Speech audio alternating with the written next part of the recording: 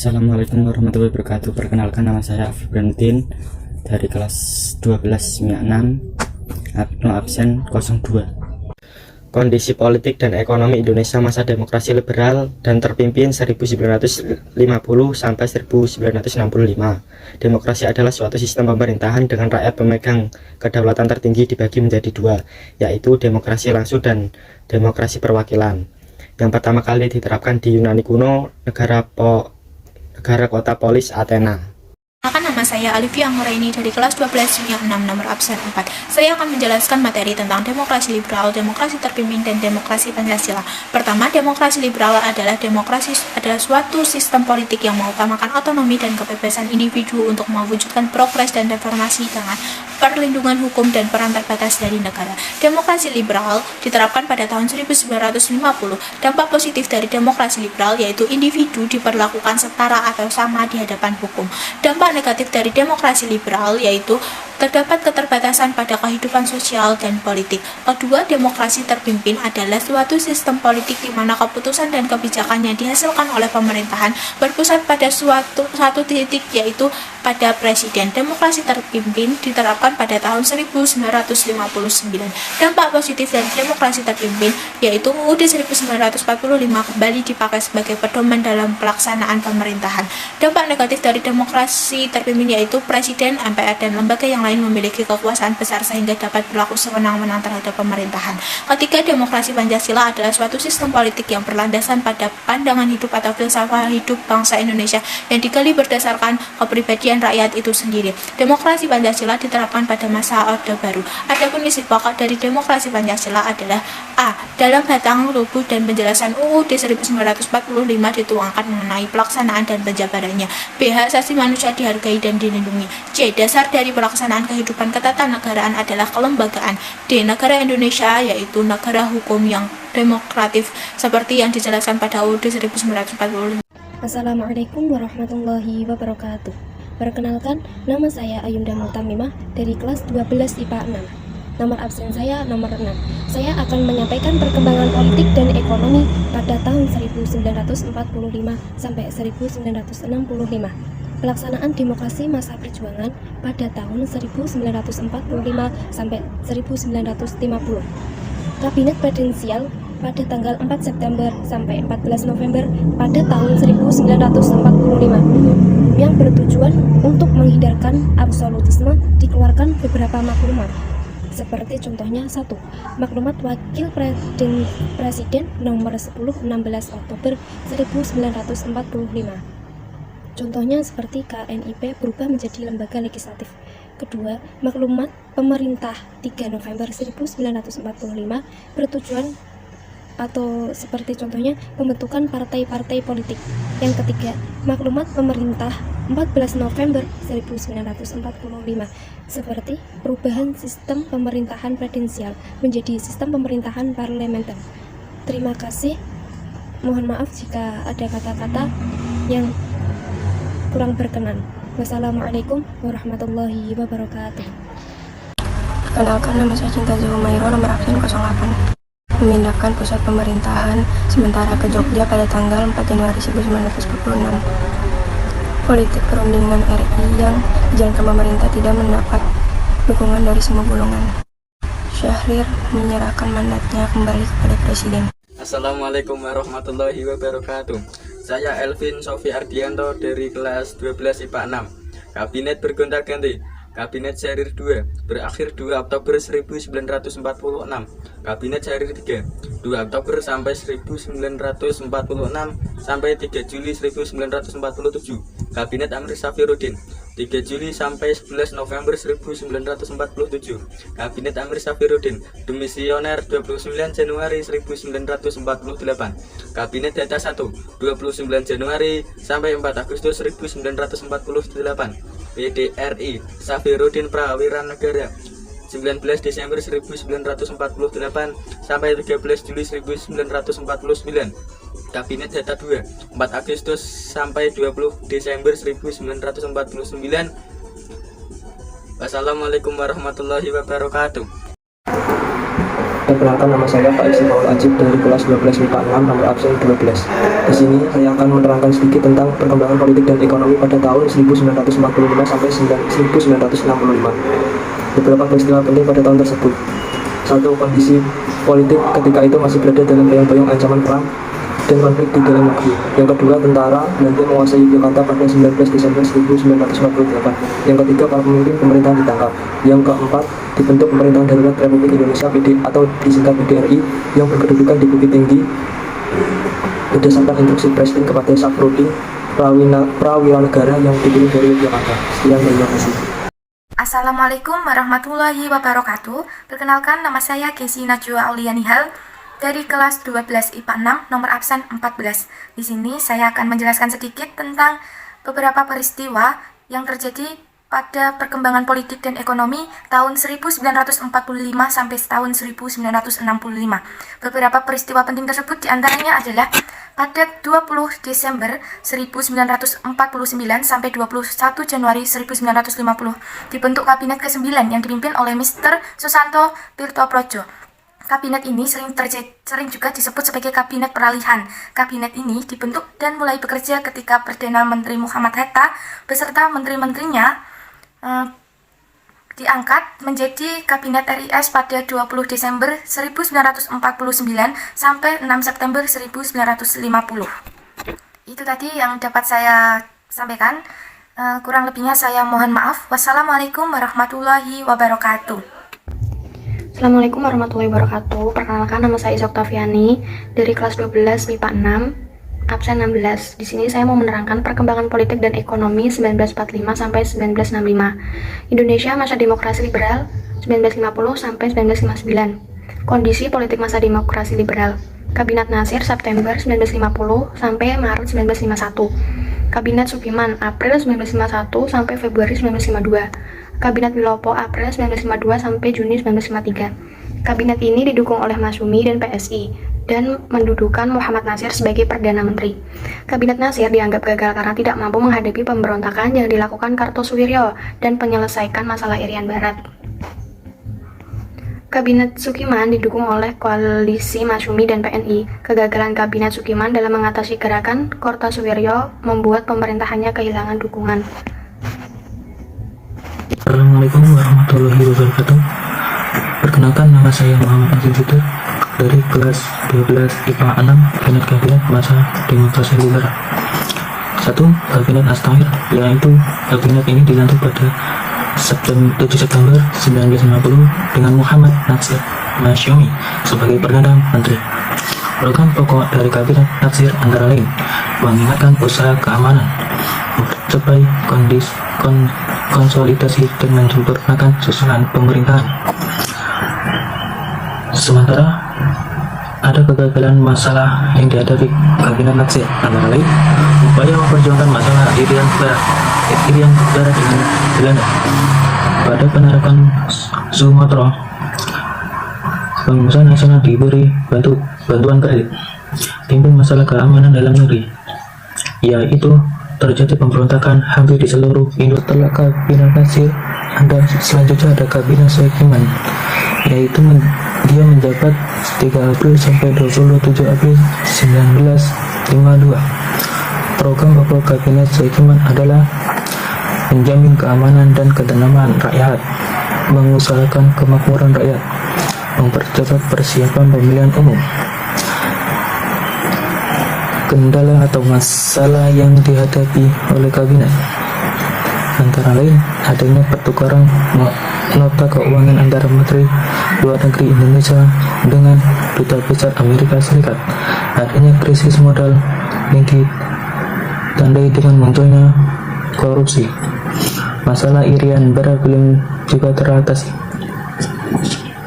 Kabinet selanjutnya adalah Kabinet Wilopo. Program pokok Kabinet Wilopo antara lain program dalam negeri, penyelenggaraan pemilihan umum, meningkatkan kemakmuran. Program luar negeri antara lain menyelesaikan masalah hubungan antara Indonesia dengan Belanda, mengembalikan Irian Barat ke pangkuan Indonesia.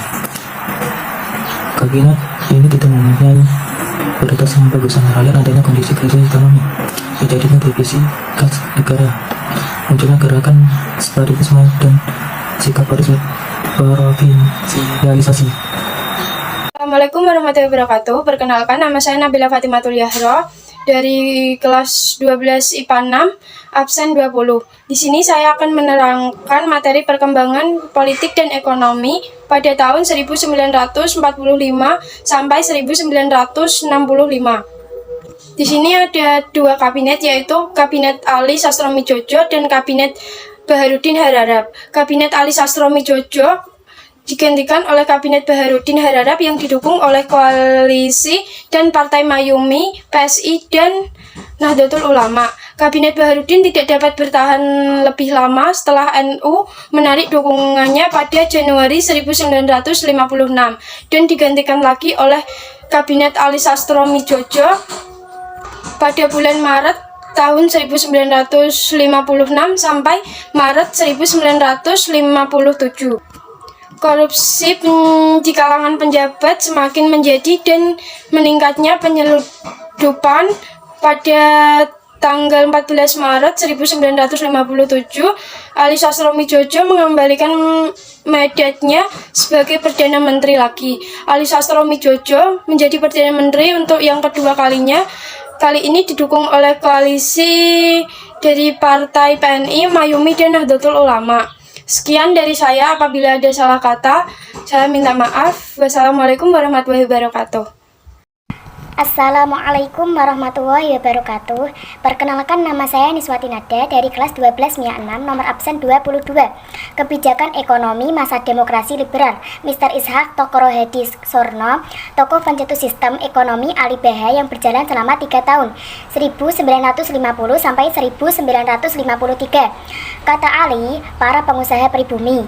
BH, para pengusaha etnis Tiongkok. Pemberian kredit dan lisensi pada pengusaha swasta nasional yang pribumi agar dapat bersaing dengan para pengusaha yang non-pribumi. Kegagalan program disebabkan banyak pengusaha pribumi dimanfaatkan oleh pengusaha yang non-pribumi untuk mempersatukan bantuan kredit dari pemerintah. Assalamualaikum warahmatullahi wabarakatuh. Perkenalkan, nama saya Raihan Aditya Pradana dari kelas 12 MIA 6. Di sini saya akan menerangkan sedikit tentang poin B dari pelajaran Sejarah Indonesia, yaitu perkembangan politik dan ekonomi pada tahun 1945 sampai 1965. Lanjut, untuk Indonesia masa demokrasi terpimpin tahun 1959 sampai 1965, yaitu yang pertama, setelah Ali Sastromijojo menyerahkan mandatnya, menyerahkan seluruh wilayah Republik Indonesia termasuk semua daerah perairan teritorialnya berada dalam keadaan darurat perang. Lalu pada tanggal 17 Desember, tepatnya tahun 1957, Presiden Soekarno meningkatkan keadaan darurat perang menjadi keadaan perang.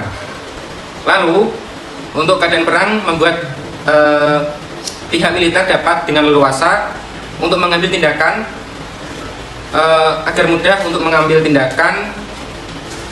Dan yang keempat, yaitu pada tanggal 28 Oktober, tepatnya di tahun 1956, Soekarno dalam pidatonya meminta agar partai lanjut, yaitu 2 hari kemudian Soekarno mengungkapkan konsepsi demokrasi terpimpin. Lalu pada April 1957, yaitu Soekarno mengemukakan dibentuknya kabinet karya dan menyerahkan pimpinannya kepada seorang politisi non-partai bernama Juanda Kartawijaya. Lalu untuk program dari kabinet karya itu sendiri yaitu ada 3. Yang pertama, membentuk Dewan Nasional. Yang kedua, normalisasi keadaan Republik Indonesia, dan melanjutkan pembatalan hasil kesepakatan KMB, serta memperjuangkan kembalinya Irian Barat dan mempercepat pembangunan. Terima kasih. Wassalamualaikum warahmatullahi wabarakatuh. Assalamualaikum warahmatullahi wabarakatuh. Perkenalkan, nama saya Rian Wicaksono. Saya dari kelas 12 IPA 6 dan nomor absen saya 28. Di sini saya akan menjelaskan tentang perbedaan dalam pelaksanaan demokrasi liberal dan terpimpin. Keterkaitannya dengan masalah kedaulatan rakyat. Yang kedua ada keterkaitannya dengan masalah pembagian kekuasaan, dan yang ketiga ada keterkaitannya dengan pengambilan keputusan. Nah, demokrasi liberal sendiri, kedaulatan rakyat berada sepenuhnya di tangan DPR, dan DPR sendiri dapat membentuk dan membubarkan pemerintah dan kabinet. Dan yang terakhir ada demokrasi terpimpin. Nah, secara normatif konstitusional, kedaulatan rakyat berada dan dilaksanakan sepenuhnya oleh MPR. Namun secara pelaksanaannya, kedaulatan rakyat berada sepenuhnya di tangan Presiden. Sekian dari saya. Wassalamualaikum warahmatullahi wabarakatuh. Assalamualaikum warahmatullahi wabarakatuh. Perkenalkan, nama saya Risma Fajariani. Saya dari kelas 12 IPA 6, nomor absen saya 30. Di sini saya mau menjelaskan tentang beberapa perbedaan dalam pelaksanaan demokrasi liberal maupun terpimpin. Demokrasi liberal yaitu kekuasaan DPR legislatif lebih kuat jika dibandingkan dengan kekuasaan pemerintah atau kabinet eksekutif. DPR dapat memberhentikan pemerintah atau kabinet eksekutif. Demokrasi terpimpin yaitu kedudukan presiden hanya sebagai kepala negara. Kekuasaan presiden eksekutif menjadi sangat dominan. Jabatan presiden ditetapkan seumur hidup sehingga tidak dapat diubah atau diberhentikan oleh MPRS. Wassalamualaikum warahmatullahi wabarakatuh. Assalamualaikum warahmatullahi wabarakatuh. Perkenalkan, nama saya Rohmatul Aini dari kelas 12 IPA 6, nomor absen 32. Saya akan menjelaskan tentang perbedaan masalah pengambilan keputusan pada saat pelaksanaan demokrasi liberal dan demokrasi terpimpin. Pada saat demokrasi liberal, semua pengambilan keputusan berada di tangan DPR dengan mekanisme keputusan diambil berdasarkan kepada suara terbanyak. Sedangkan pada saat demokrasi terpimpin, pengambilan keputusan dilaksanakan oleh MPRS dan DPR-GR serta berdasarkan suara bulat. Sekian, terima kasih. Assalamualaikum warahmatullahi wabarakatuh. Perkenalkan, nama saya Siti Alfiatur Rahmaniyah dari kelas 12 IPA 6, nomor absen 34. Makna yang terkandung dalam teks pidato Presiden Soekarno yang disampaikan pada hari Senin jam 8:10 waktu Indonesia Barat tanggal 17 Agustus 1959 yang diberi judul oleh Soekarno sendiri, The Rediscovery of Your Revolution, atau penemuan kembali revolusi kita. Teks pidato inilah yang kemudian jauh lebih dikenal sebagai doktrin Soekarno yang dinamai Manifesto Politik. Di samping itu juga akan mengungkapkan faktor-faktor kesejarahan, kekuatan-kekuatan sosial politik, ekonomi, serta budaya. Pidato sebagai bagian dari aktivitas pribadi atau individu yang melibatkan seluruh bangsa atau sosial sebagai political public sphere. Dan model ini bisa terselenggara karena Presiden Soekarno memiliki hegemoni yang memungkinkan kesemuanya ini niscaya bisa terjadi. Analisis wacana kritis atau DA ini bertumpu atas teks dengan metode kualitatif yang menggunakan interpretasi Bertesian, dan ini menimbulkan fomen kebutuhan akan semiotic interpretation states yang melibatkan tokoh-tokoh lain yang sesuai dengan spesifikasinya masing-masing. Di dalam penelitian ini memerlukan teori-teori narasi dari perspektif wacana guna memahami sebuah wacana politik atau political discourse. Teori-teori wacana dari pemikir yang lain seperti Volkart, Derrida maupun Van Dijk sangat membantu memperkaya pendekatan Barthes. Meskipun secara spesifik menaruh perhatian kuat pada koneksitas wacana dengan bahasa, kekuasaan dan analisis medisnya. Sekian dari saya, wabillahi taufiq walhidayah. Wassalamualaikum warahmatullahi wabarakatuh. Assalamualaikum warahmatullahi wabarakatuh. Perkenalkan, nama saya Yunisala Putri Bintari dari kelas 12 IPA 6, nomor absen 36. Di sini saya akan menjelaskan isi proklamasi. Sebelumnya saya akan menyampaikan bahwa proklamasi kemerdekaan Indonesia dilaksanakan pada tanggal 17 Agustus 1945, tepatnya di hari Jumat, yang dibacakan oleh Insinyur Soekarno dan didampingi oleh Muhammad Hatta di sebuah rumah di Jalan Pegangsaan nomor 56, Jakarta Pusat.